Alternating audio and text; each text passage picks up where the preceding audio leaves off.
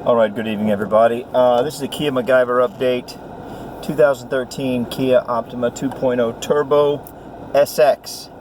120,000 miles. If you want the exact mileage, it is 119,660. Let's see, today is May 8th, 2019, Wednesday. And I am driving the Kia that I've been McGyvering up to the dealership because it's been very frustrating. I tightened 3 bolts on the air intake manifold and all these codes popped up. I got rid of all the codes except one. When I say all these codes, I mean about 5 codes. So I think I might be able to give you a rundown, not the exact codes, but the description of the codes. So one of the codes was, it's very bizarre. This whole thing's been very bizarre. Okay, the first code was thermostat bad or something to that effect. Something to do with the thermostat. So this is a thermostat that I've replaced 2 times in the last 6 months. Not because there was anything wrong with it. In other words, I replaced it once because I thought that might be the root of a different problem I was having. Turned out not to be. I cannot remember why I replaced it the second time. I can't remember, but I did. And so when it threw this code, I'm like, man, this code cannot be accurate. You know, there's just no way. All right. Turns out the code was accurate. When I took the thermostat out, it was all mangled, and by mangled I mean that a thermostat has a gasket, a rubber gasket around it that you have to put there yourself. Well, that gasket was fine. As a matter of fact, that gasket was more than fine, because when I installed it, I put some gasket maker, I think they call it. It's a blue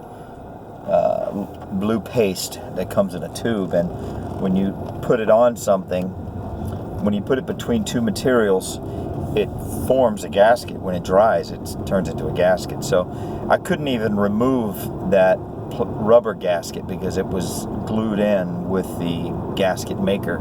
I mean, it was solid as a rock, and it was very, you know, it was very supple, like rubber. Fresh rubber is very supple. You know, it's not rigid. You know, it was very. It was like brand new. It was basically a brand new rubber. So, but the thermostat comes with a built-in rubber seal. It's like a gasket seal. I think those 2 terms are interchangeable. It is that rubber seal that came loose and got mangled up inside the thermostat, inside the springs. I mean, it was just the strangest thing. It's like, why did this happen now after 120,000 and after I've done, very weird. Okay, so actually, when I replaced that thermostat, it got rid of all the codes, and I was going through a list of codes. Okay, so the thermostat was a code. Cylinder misfire on cylinder number 2. Compression level too high in cylinder 1. Compression level too high in cylinder 2. Compression levels too high in cylinder 3, and same thing for cylinder 4. And then there was something about there was some code about checking my check engine light. There was a code about a crankshaft sensor, some type of crankshaft sensor code. I don't really. I have all the codes written down at home, but anyway. And then there was this one very bizarre code, P1326. I remember that one because I've been looking at it all night long. That's the last remaining code. Glow sensor stuck on, or glow light stuck on. Glow something stuck on. And it's like this thing glow. You know, diesel engines have glow lights. Gasoline. So anyway, I looked up this code. It doesn't appear to have anything to do with a glow sensor or glow light.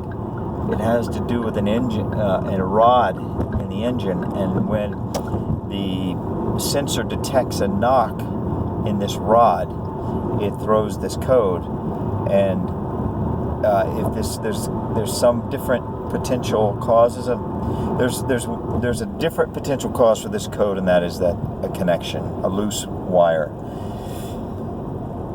But if it's not a loose wire, then the engine needs to be replaced. I mean, just how bizarre, right? I mean, I think that these engine codes are extremely unreliable. But the car starts perfect. I'm driving it right now. It's running perfect. But when I had it up on the ramp at home, I've got those plastic ramps that you can get at Walmart. As soon as I revved it up to about 2,000 RPM, you could hear a clicking.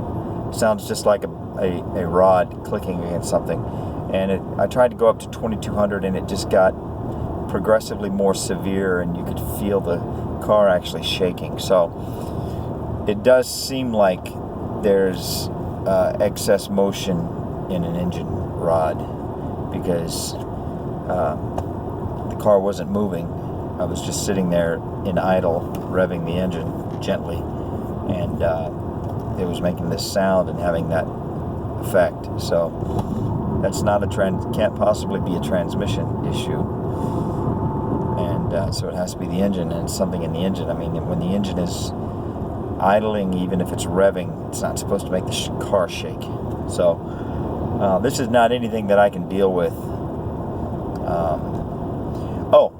But the good news is, if it does need a new engine, there's a chance it'll be under warranty. They've been replacing a lot of these engines for this exact thing. So anyway, that's the Kia McGyver update. Very strange turn of events. The thermostat blowing up, falling apart for no reason was weird. I said to the guy at the auto parts store, I said, is it possible it got too hot? He's like, well, no, it's a thermostat. It's designed to get hot, you know. So I said, is there any indication that this happened because there's something else wrong with the car? He said, no, it just happens. He had actually seen it happen before. So I said, is it like a manufacturer defect on the thermostat? He said, no, it just happens. So very bizarre. It's running great right now. So, but I'm going to drop it at the dealer and let them look at it. I'm going to tell them about the P1326 code, and you know, get their opinion at least. I have a rental car, which is a pickup truck. I have it through Monday anyway, so it's not a big deal. Everything's turning out pretty good in certain aspects. In the aspect of the car not being in great shape, that's not very good, but hopefully this story will have a happy ending. All right, thanks for watching. Good night.